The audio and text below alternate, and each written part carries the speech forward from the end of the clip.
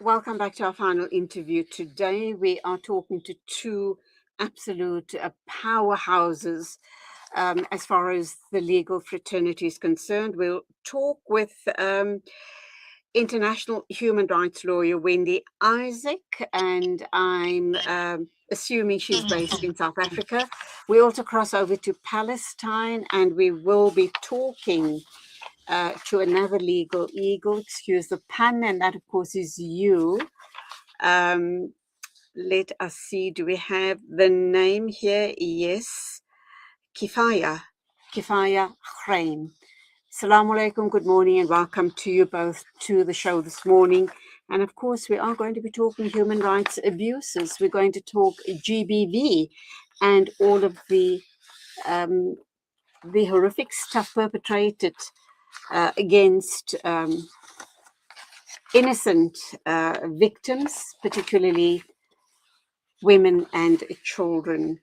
Let's welcome you firstly, Wendy. Lovely to have you on the show this morning. It's a pleasure to be here. Thank you for the invitation. So, the advocacy mission to Johannesburg, South Africa, is going to be between the 15th and the 20th of February. And you, of course, are going to tell us a little more about it. And I see that part of the delegation is you, Kifaya Khraim. Will come to you in a minute. Wendy, over to you. Thank you. So I have spoken to you on your show before, and I've had conversations with other colleagues about the processes that we engaged in. I'm coming from an organization called Madre and CUNY School of Law, but I work and am based in Johannesburg. And we are doing our second conference in South Africa, looking at how the government, our own government, and generally all member states of the UN should be engaged in engaging in the process of developing a new treaty, as they are doing, which is called the Crimes Against Humanity Treaty. We're looking at the specific provision of apartheid, and this is the one thing that brings us together, and why colleagues from work like Kifaya and others from Palestine and other parts of the world are coming to say, as civil society, let us think through. We have our historical legacy of apartheid in this country. We will have colleagues from Namibia joining us. They had to live through an apartheid regime as well. And we have the ongoing violations, repression, and the apartheid system that's been imposed by the Israeli authorities in Palestine for more than 70 years. And the idea here is to say, as civil society, we're coming together to say, this is the impact of the crime of apartheid on people's lives, and specifically on women and girls. So what should or how should apartheid be defined so that no one falls through the cracks? We'll be meeting on the 17th and 18th of February and sending our submissions to governments. That's my quick intervention. Thank you. Thank you indeed. And of course, I do remember having spoken with you in the past. A pleasure to have you on the show once again. Let's cross over to you then. Kifaya, assalamu alaikum, welcome. And you are an international advocacy officer. You will be here between the 15th and the 20th of February. And undoubtedly, you are going to be having lots and lots of stories of atrocities perpetrated against the Palestinian women and girl children. Let's not rule out the fact that boy children too have been victims. Men and boys, including young boys and babies, have been victims in this atrocity. Welcome. Thank you for having me. Yes, definitely. And not just boys, also men. Even though we do advocacy on women and girls and children, we always emphasize that this is not trying to outtake the fact that men also suffer immensely under occupation and apartheid and the genocide. As a feminist organization that have been working on the documentation of Israeli violations for over 20 years now, we have developed databases that is relevant to the atrocities committed. And we can also say that 2023, even before the beginning of the genocide, already marked one of the deadliest years for Palestinian children, according to UN OCHA. Following that, because of the election of the most right-wing Israeli government, we have noticed a rise in all sorts of violations before the genocide, like I mentioned. In the West Bank, in Jerusalem, in the Gaza Strip, it's all different violations. It depends on your geographic area. So if you are in the West Bank, you're more likely to be attacked by settlers trying to forcibly displace communities between communities. We have documented over 27 communities being displaced, fully displaced by Israeli settlers and their terrorist acts. Women go to detention centers, facing all kinds of sexual violence and torture, which have been heavily documented. And already we have taken this documentation to the Commission of Inquiry and to the Special Rapporteurs of the UN as well. Now, with the attempts of annexation of the West Bank, we're seeing more and more violence on the rise by settlers. We have also documented the displacement of over 50,000 Palestinians in Jenin, Tulkarem, Nur Shams refugee camps in the northern part of the West Bank. In Gaza, it's a completely different stories with the genocide and the mass bombing of residential areas that was indiscriminate. We have also documented the reproductive genocide being committed against Palestinian women in hospitals. We have documented the complete annihilation of maternity wards and hospitals in the Gaza Strip, and we have documented how fertility clinics and all sorts of medical equipment and medical needs, and even baby formula were denied entering Gaza, which was quite shocking for us, and it was part of the reports we have submitted to the UN Commission of Inquiry on that. In Jerusalem, it's home demolitions. We have documented over 500 houses being demolished in the past 2 years, leaving families displaced, and always women and children and girls paying the heaviest prices of these demolitions as well. So this is an overview, and this is what we're aiming to share during our advocacy work and the mission we're having with our partner Madre in South Africa. We're hoping to share all these experiences and also learn from the African women experiences. I know they have so much to offer that we haven't yet explored, and we're hoping to force this alliance and empower it even more. Okay, let's come back to you, Wendy. You outlined objectives a little while ago, and so did Kifaya. Let's talk about, I'll ask you to share key activities with us, Wendy, and then we'll go to Kifaya for outcomes. What is she and her delegation and the people back in Palestine expecting at the end of this conference or this mission? So to you, Wendy. Thank Welcome you. back. Yes, absolutely. So a quick thing here is that this past month, from the 19th to the 30th of January, UN member states, including our own government and the Palestinian Authority and all other governments in the UN system, gathered for 2 weeks in New York to look at the draft articles that will form part of this convention. And they looked closely at the crimes that are listed there, including the crime of apartheid. So the key outcomes for us is we know that all governments have until the 30th of April to make formal submissions to the UN General Assembly through the Office of the Secretary General to articulate their position on the treaty and on the specific crimes that are listed there.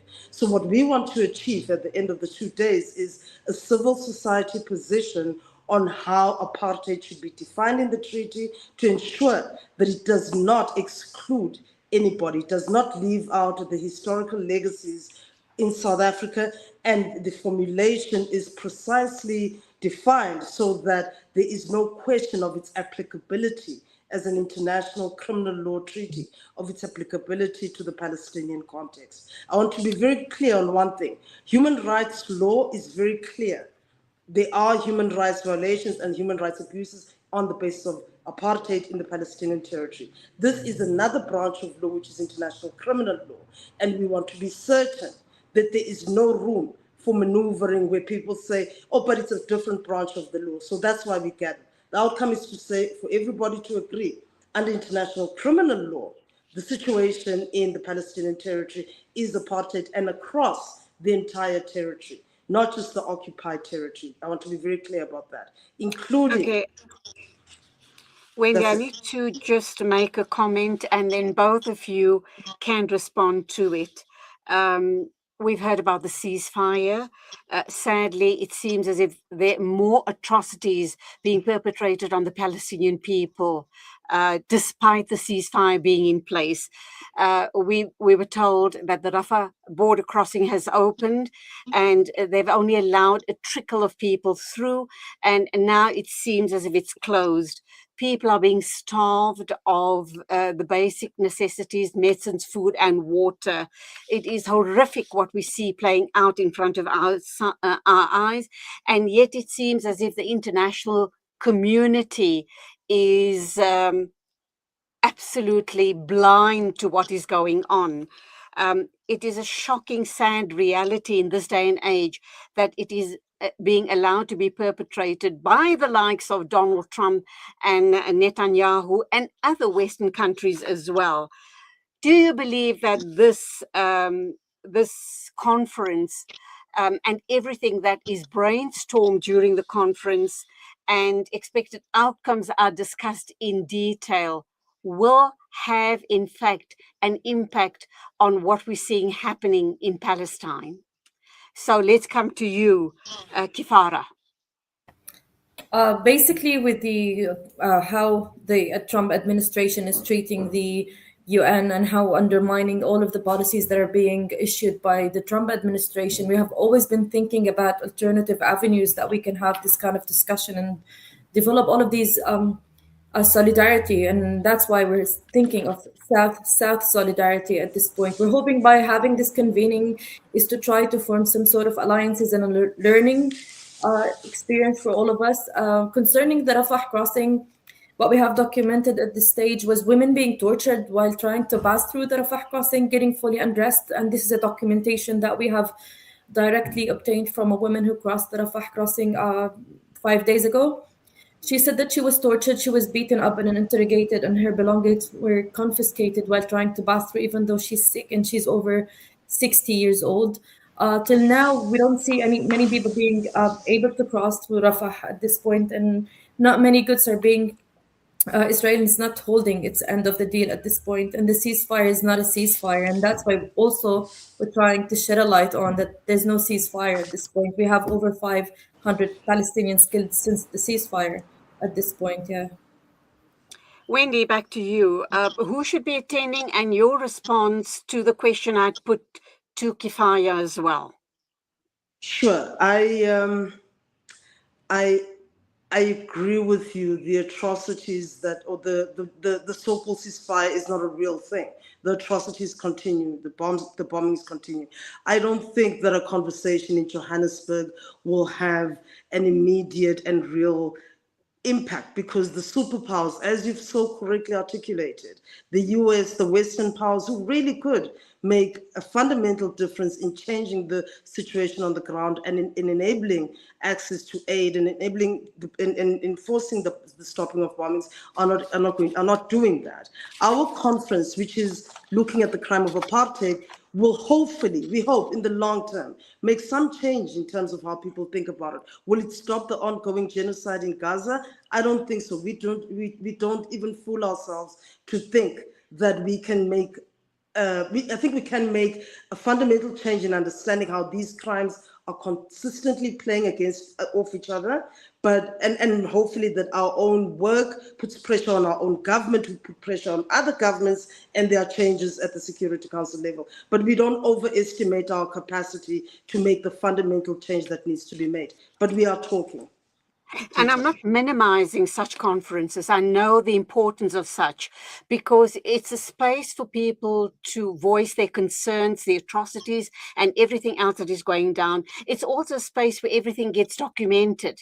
So if ever that, when the time is right and we need to reference all of this documentation to present to the ICC and the ICJ and to world governments, we have issues in place. We've documented and we've got everything in place to present to the powers that be.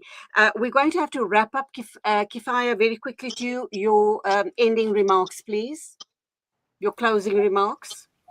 Yes, this is just to say that even though, like I said, there's no ceasefire at this point, and that's what we're trying to amplify, But also, what we're trying to say is do not ever underestimate the power of solidarity and the power of boycott and divest in sanctions as well. And I always call on people to share the stories of women, Palestinian women, always talk about it, never ever to stop sharing the information concerning what's happening in Palestine, and to always look for solidarity.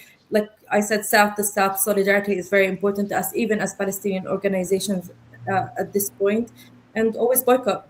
Thank you. Absolutely. Thank you indeed. Welcome to our beautiful country in a couple of days' time. Wendy, I think you did have a remark for me.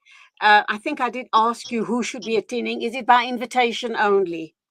At this time, it is by invitation only.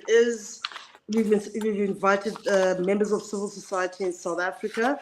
It is open to, obviously, Salam Media is now a partner in this work. So if a colleague can come through, absolutely. So we see next week how we come together and keep on the agenda. There are multiple crimes in Palestine. There's the crime of genocide. There's the crime of apartheid. There are other crimes happening every single day. Thank you so much for your time. Thank you both. Keep that flag flying as high as you possibly can. And we here at Salam Media will be standing right by your side and making your voices heard. Inshallah, go well. To you, Wendy, always a pleasure talking to you. Kifaya, wonderful meeting and talking with you. Hope to see you at the conference. Assalamu alaikum and good day to both of you. Thank you. Thank you.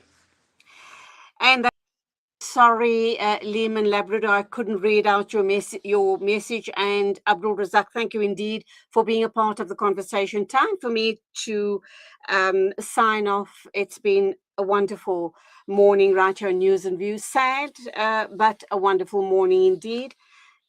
From me, Julie Ali, till tomorrow morning at 11 o'clock on the Lifestyle Show, mid-morning. Take care, drive carefully, and Khuda Hafiz.